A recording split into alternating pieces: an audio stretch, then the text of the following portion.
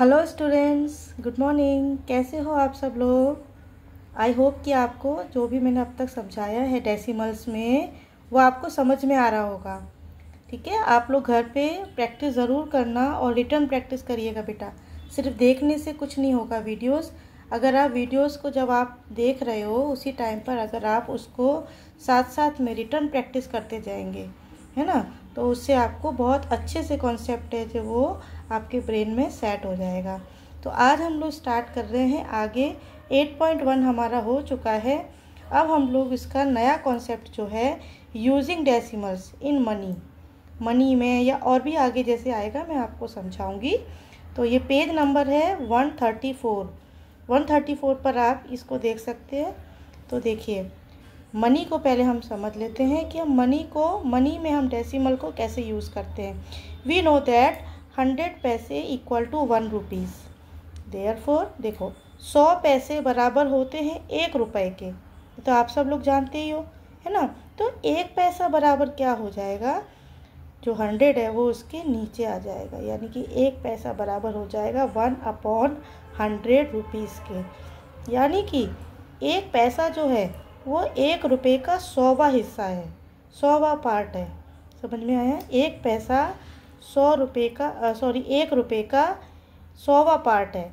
तो जब हम 100 से इसको डिवाइड करेंगे 1 को, तो हमारे पास 0.01 आ जाएगा। आप चाहो तो मैं आपको इसको करके भी बता देती हूँ।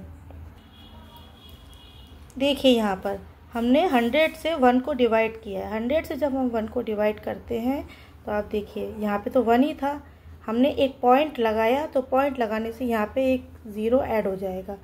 पर हमको तो यहाँ पे 100 चाहिए ना सॉल्व करने के लिए, तो हम वापस से पॉइंट के आगे एक 0 और लगाएंगे, तो हमारा फिर से यहाँ एक 0 ऐड हो जाएगा। अब हम 100 से 100 को डिवाइड कर सकते हैं। 100 1 जा 100, और इस तरीके से हमारे पास जो है ये एक अमाउंट आ गई 0.01 की। इसी तरीके से दूसरा वाला है 65 पैसे का। तो हमें 65 पैसे यानी कि 100 जो पैसे हैं, जो 1 रुपया है उसका 65वां पार्ट हो जाएगा। समझ में आया। तो 65/100 हो गया। हम 100 से 65 को डिवाइड करेंगे। देखो, यहाँ पे 3 डिजिट है, तो यहाँ पर भी 3 डिजिट होने चाहिए, लेकिन यहाँ पे 2 डिजिट है।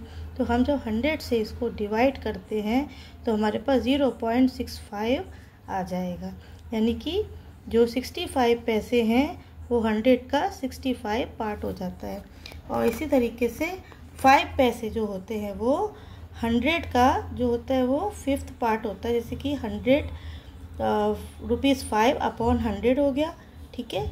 और जब 100 से हमने 5 को डिवाइड करा, जैसे हमने पहले करा था 1 वाला, आप इसको खुद करके देखिए तो आपको पता चलेगा 0.05 ये हमारे पास आ जाता है।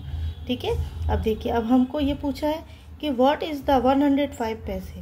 हमको पता है 100 रुपये बराबर 100 पैसे बराबर 1 रुपये के। तो 100 रुपीज़ प्लस 5 पैसे, यानी कि 100 पैसे प्लस 5 पैसे, यानी कि 100 पैसे क्या हो गए 1 रुपीज़। ठीक है। और 5 पैसे इस तरह के 1.05, यानी 1 रुपया और 5 पैसे। ठीक है।